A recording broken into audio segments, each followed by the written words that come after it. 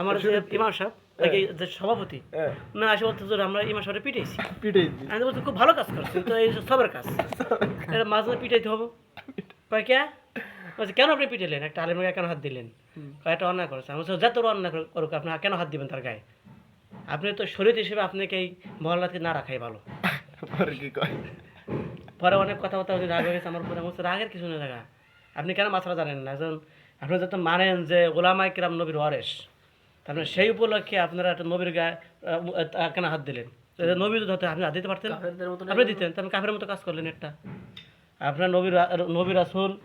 তাকে যত অবশ্যই মানেন যে ওলামায়ে কিরাম তাদের ওয়ারেস তাহলে আপনি কেন গায়ে হাত দিলেন পরে উনি আমার মধ্যে রাগ হয়ে কয় হুজুর আমি এটা ভুল করছি বুঝতে পারি নাই আমি এটা তওবা করে দেবো মায়ের উপরে তওবা করবেন আপনার একটা বক্সিং দিয়ে আমি কই আপনি আমাকে মাফ করে দিয়েন এই জন্য হবে এরপরে সদা করলে হলো